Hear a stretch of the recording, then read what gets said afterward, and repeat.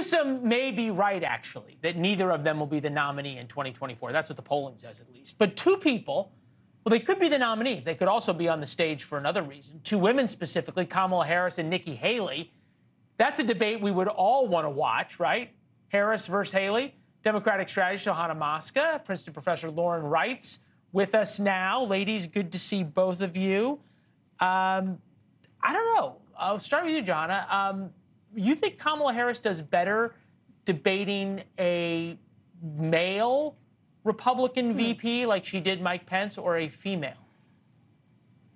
That's a good question, Leland. I think that Kamala Harris has shown us at debates that she does have some punches, but they almost look scripted. So what we were just talking about on the authentic, whether they're authentic, I don't know that she'd be super authentic either way. She's come across a little forced, unfortunately, and she's actually a smart woman who could, come across with more authority than she has.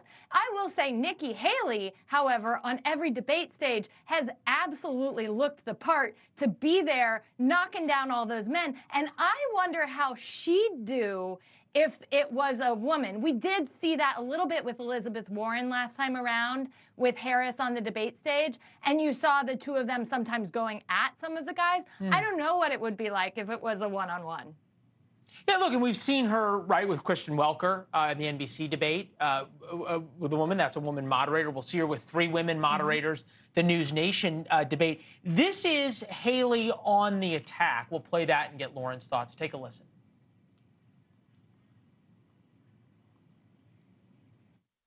This is really me running against Kamala Harris for president. That's who we're looking at. That should send a chill up everyone's spine.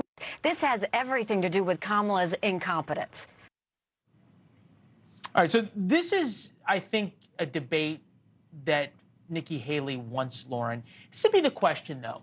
How does the dynamic change, right? Because I have a sister and a mother who would tell me that the standards and the rules for women are very different. How does that play out?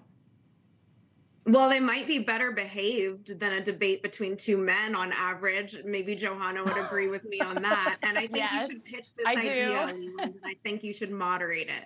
But I agree that Nikki Haley has been a really natural communicator on her feet, which is exactly what this is about. And, there are accusations of sexism, racism that follow Kamala Harris wherever she goes, but the evidence suggests that she does not perform well in these settings, and people have seen a lot of her. She's given more public appearances than any vice president in recent history. She came into office with above a 60% popularity rating, and the evidence suggests that people have seen her perform and they're not impressed with what they see. That's a very fair assessment just based on observational data. Well, the data's here, right? Biden-Harris approval rating, Biden 38.2, Harris 35.9.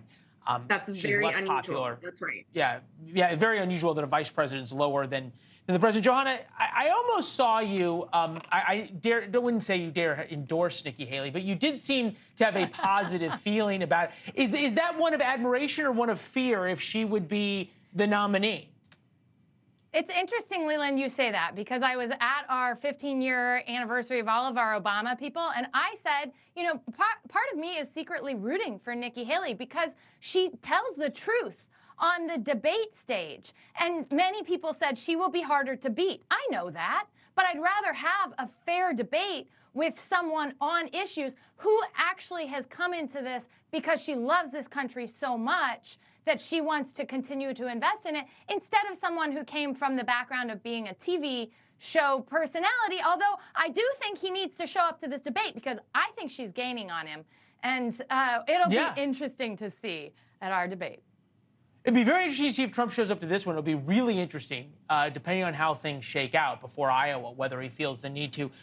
Lauren, real quick to you, where are we in terms of Nikki Haley either peaking too early, too late?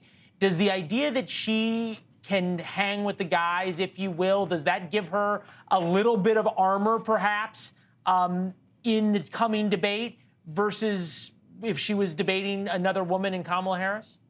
It does, but it also sets the expectations of her very high. And so if she doesn't have those zingers, if she's not as sharp, she will be criticized. And she's trying to hang on until South Carolina, but it's a very uphill battle for her. And we know people who tune in tend to be partisan, they tend to be better informed. But among those people, she can perhaps make an impression. Thanks for watching. Go to joinnn.com to find NewsNation on your television provider. And don't forget to click the red subscribe button below to get more of NewsNation's fact-driven, unbiased coverage.